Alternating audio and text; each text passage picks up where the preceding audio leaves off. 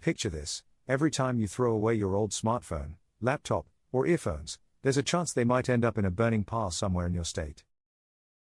That burning pile is releasing toxic fumes into the air you breathe every single day. Right now, as you watch this video, thousands of electronic devices are being burned across our country, creating one of the most dangerous forms of air pollution that nobody talks about.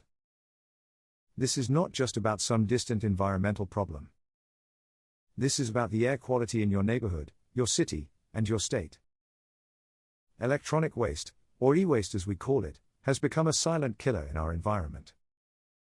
Every year, we generate millions of tons of electronic waste in our country. And a significant portion of this waste ends up being burned in open areas, contributing massively to air pollution. Today, we're going to explore exactly how e-waste burning is affecting the air quality in your state. We'll look at real numbers, real consequences, and most importantly, real solutions that you can be part of. Because understanding this problem is the first step toward solving it. Let me start by breaking down what exactly happens when electronic waste gets burned. When old phones, computers, televisions, and other electronic devices are set on fire, they don't just disappear. They release a cocktail of toxic chemicals into the atmosphere. These devices contain materials like lead, mercury, cadmium, chromium, and various plastic compounds.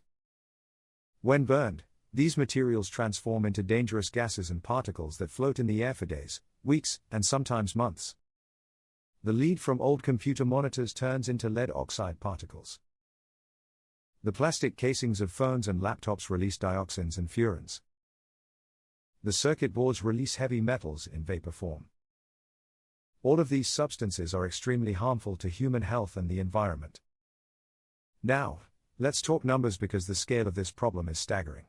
According to recent studies, India generates approximately 3.2 million tons of e-waste annually. This number is growing at a rate of 30% every year. To put this in perspective, if you lined up all the smartphones discarded in India in 1 year, the line would stretch from Delhi to Mumbai and back. Out of this massive amount of e-waste, only about 20% gets properly recycled through authorized channels. The remaining 80% often ends up in informal recycling sectors or worse, in burning piles.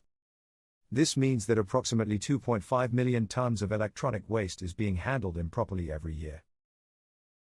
A significant portion of this improper handling involves burning. When we look at state-wise data, the picture becomes even more concerning. States like Maharashtra generate over 400,000 tons of e-waste annually. Tamil Nadu produces around 350,000 tons. Uttar Pradesh generates approximately 300,000 tons. Karnataka and Gujarat each produce around 250,000 tons. These are not just numbers on paper. These represent millions of devices that contain toxic materials. And when a substantial portion of these devices gets burned, the impact on air quality becomes severe. Research conducted by environmental agencies shows that areas with high e-waste burning activity have air pollution levels that are 3 to 5 times higher than normal standards. The particulate matter in these areas often exceeds safe limits by 200 to 300%. Let me explain what this means for your daily life. When e-waste burns, it releases PM 2.5 particles. These particles are so small that they can penetrate deep into your lungs and even enter your bloodstream. The concentration of PM 2.5 in areas with e-waste burning can reach levels of 150 to 200 micrograms per cubic meter. The safe limit recommended by health organizations is 25 micrograms per cubic meter. This means people living in areas affected by e-waste burning are breathing air that is 6 to 8 times more polluted